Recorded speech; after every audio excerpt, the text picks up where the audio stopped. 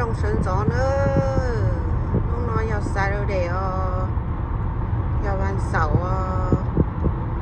mù cổng sư là thọ và chữ nhân đã sâu nữa thọ bé ok múa thọ bé ok múa sẽ rong đi trà nữa nên thọ chợ mùa giờ lúc đó đến tôi lại tê pa ma ban đồng tới rồi giờ làm trong rồi giờ cô sống còn tông to rồi giờ tông nọ luôn tông chú nọ luôn cho ta tỏ to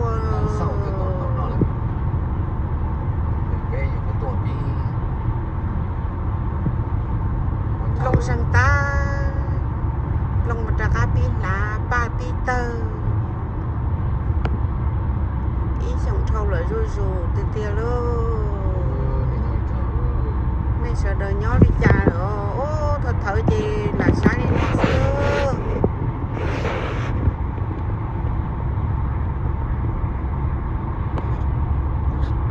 ít ra sẽ trong đi cha mà trọt đó nên sẽ gì nữa thật thở đi tôi cho sư người trẻ nữa người lúc trẻ để đá cơ người vô cái tí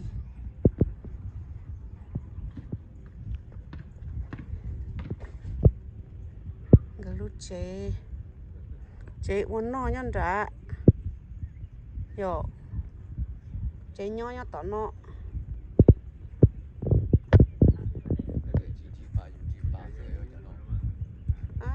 dùng chứ dùng hai xong nhau tí nó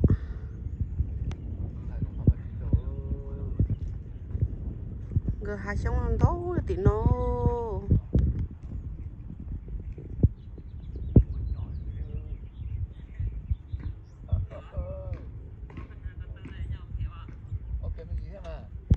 có sau lù đó cũng cá của chơi rốt rồi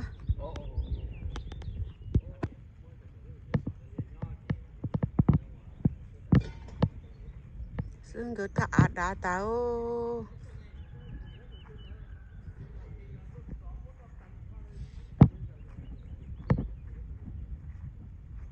người cho xong nhất tí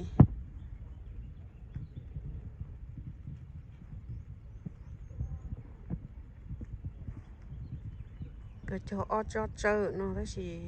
nhận khó biết lạ xứ người lúc trẻ người nhớ tao khó xếp tiền luôn nhớ tao hai giống xưa ô người mới lúc bà đê nó thế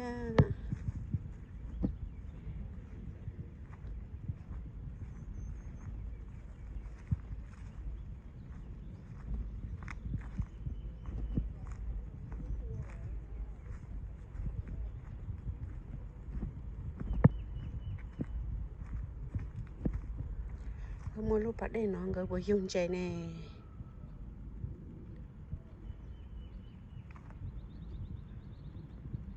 ô nhỏ tộc họ sẽ cờ liêu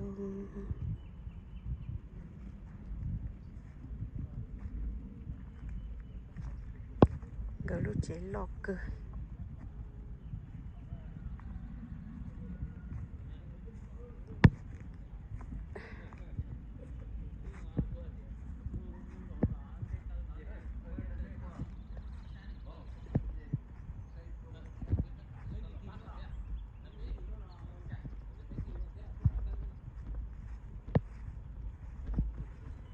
bây giờ nó thì cũng đi chơi tuần á thì cái thằng bạn chơi cái mình nó khó làm rất là nhiều bạn chơi cái ở chỗ đó có thằng nào vậy nó chơi sang cái chuyện cho bây giờ cứ đi tu cái này phong cái như bây giờ tao cái này nó anh nhớ tụi bạn chơi cái chuyện phú bây một cái rồi mà nóอยู่ตัวเสียทบnó cái rồi mà thì một phi cái cho chỗ có để thằng có phòng công hồng rồi tới mà cái bên nó ta bây giờ mua đam mua ra bây giờแต่สิรู้สิช่วยจิตานเนี่ยไปอย่าพ้นเช่นกันในเจสุดก็ฟิจิลุเบเอเมนนั่นหรอกนี่อย่าgirl okay go ahead cho mình nhỏ này nhỏ học sinh lúc trẻ nữa 做事情。开的个鱼菜的有几色呢，有颜色呢。好贵呀！知道我多色呢。OK。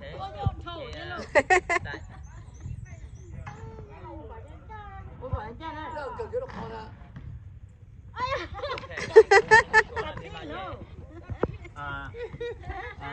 ！nó cái yếu gì phải gì cái tóc á,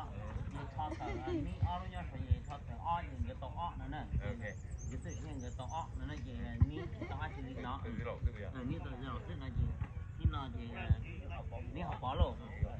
thì cho trong cái tự nhiên cái tóc o nữa.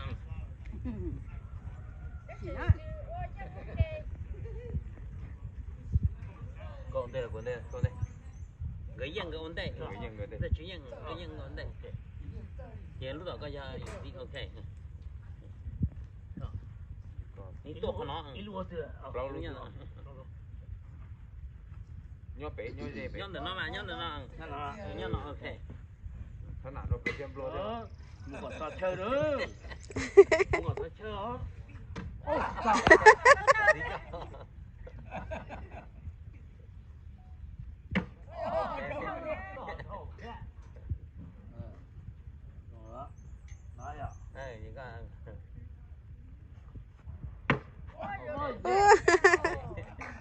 Cô chỉ nó từ từ mà na, ô cái công chuyện.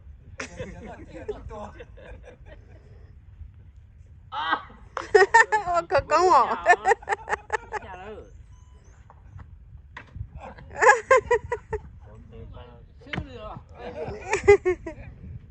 Ok, thấu qua ta nó cái chua mà. Yo lo gạt Dân đã bom lặng xử lý. Bom lặng xử à? Giờ nè, ní khỏi giờ ní mua giọt thôi nè. Yo lo gạt Ok, chồng, chị thấy liền. Nếu tôi chưa tay người ta khác ôi ạ. Sở sĩ gì đi liền trên tàu đấy. Nhớ được con nhà đi. Nó chỉ cho nên ra cũng nữa. Yo lo gạt tiền hả? Chắc là to mà.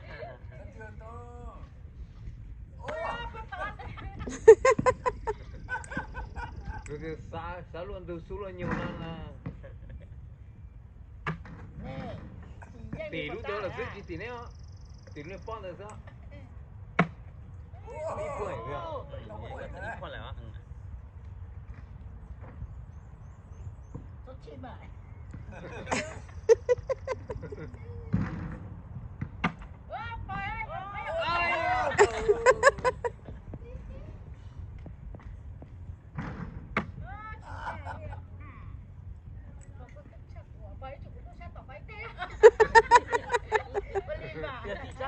Chỉ có tao sức ta.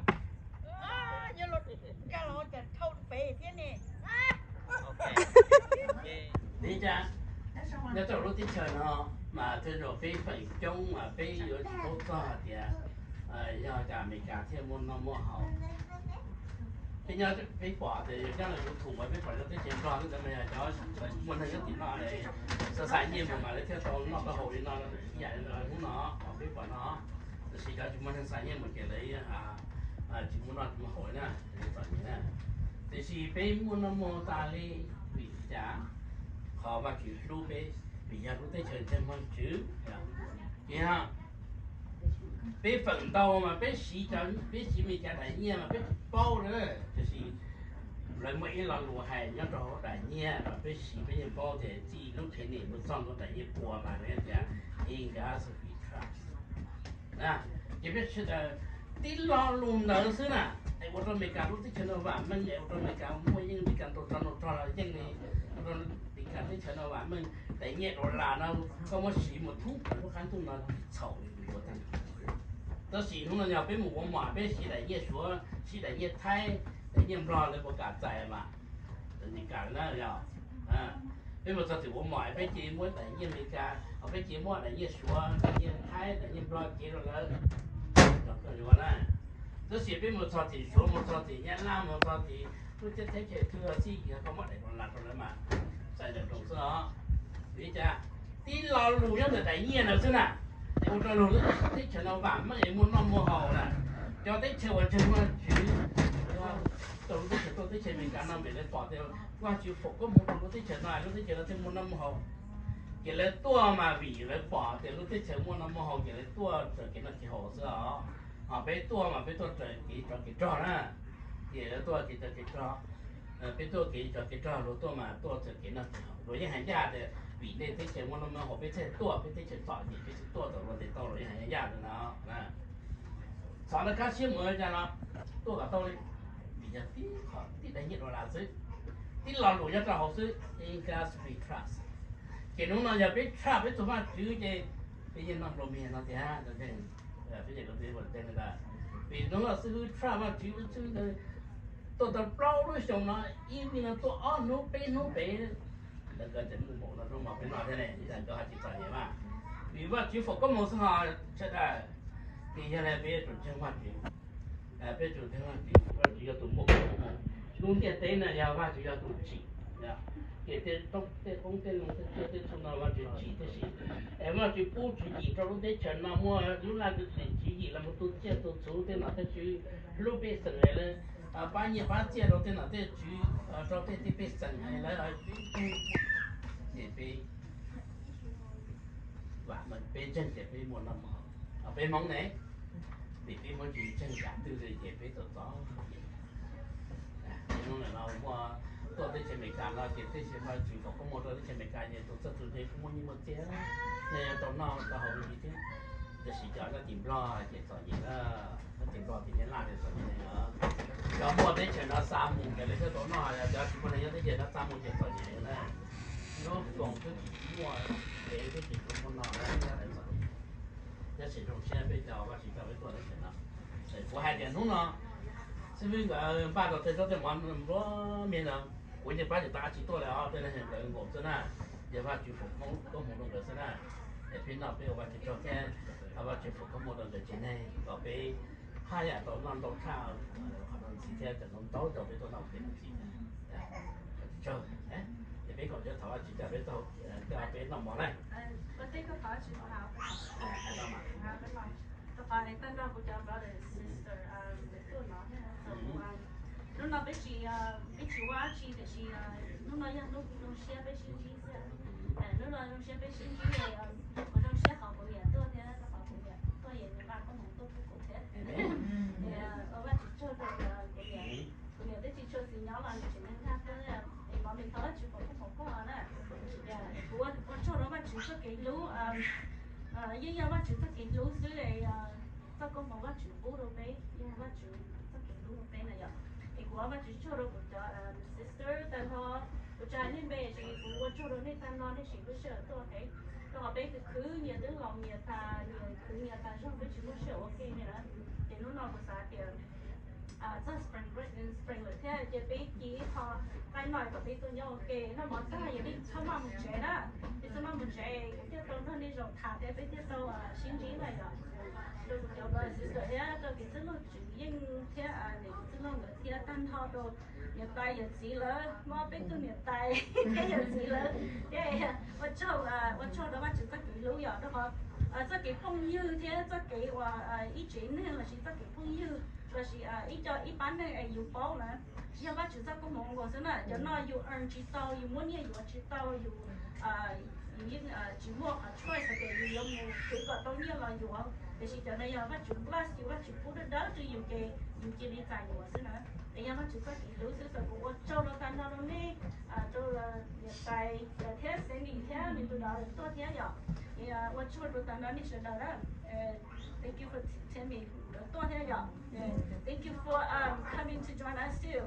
I really appreciate that. Often the husband, often worker, often co-worker, actually, we appreciate you to come. Okay, we really enjoy your company. I'm sorry that I was so busy that I haven't had a chance to spend time with you guys. But let's eat, enjoy the food, and then don't go home yet, so we can spend time together and get to know each other and build relationship. Because the God that we trust is a God of relationship, and God is love. So we need to love each other while we're here, and we need to build relationship. Okay, so in order to do that, we have to So don't go home yet after we eat, okay? All right. Thank you.嘿，古到那天古也热了，哎，也阿头拿姐做别菜，姐跟我师傅了是啦，那是做早别的嘛，就我师傅啦，我菜的我生子了，到别么子别菜姐师傅啦，那是我拿姐姐师傅菜的我了是，我哋人菜的我啦嘛用子，人師傅呢就用子啦，但係攞出嚟用。菜的我呢就用子啦，也姐俾咗先。我就冇咁多啊，老朋友嘅咖啡館，即係攞埋分攞拿嚟呀。我是婆婆咁多嘅，如果呢啲攞一個啊，那個路錢那兩個就到嘅，嗰隻多因為那多啊，弄白弄白天，多到老都上天，然後估計上嚟了，知道嗎？就咁，因為現在啲估計熱，嚟啲食得啦，估計就鬼怕咧啦。thì cũng giờ thì cũng có bắt đầu bên nó mỏ, Hallelujah, bên lăng sĩ tụi cả họ tụi thiên địa ít bồi à cha.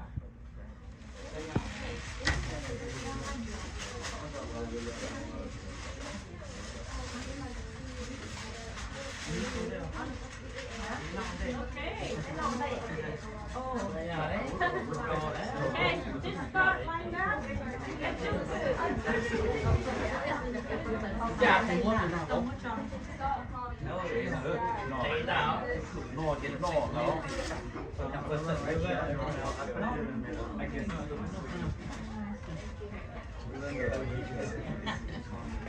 Còn thì nó chưa có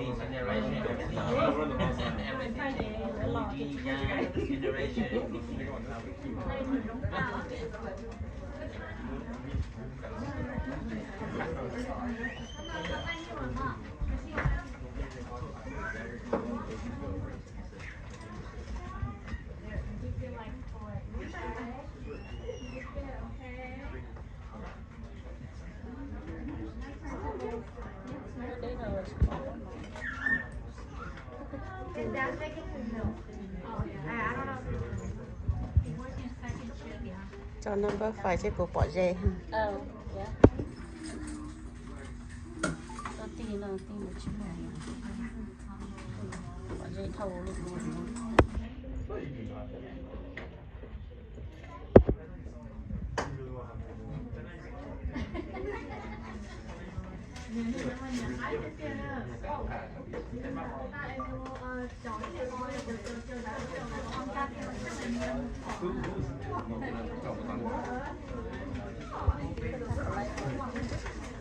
Của lúc này cái chợ chỉ trong thay con chỉ hai tay luôn. Chị Hải nó cái là trốn lọt cả, tức là mình nhớ ở bọc phở sao? Mình chỉ nhớ ở tới thôi. Cái nó mòn được rong ơ. Gì hả tiền nó nhóc con nông trời à? Nông chơi ha, cái này bỏ chơi nông chơi này nè, mình nông chơi.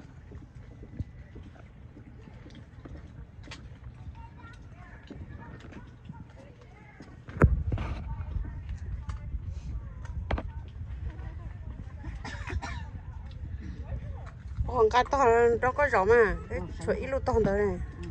Lúc này nhắn tin đã gì mà.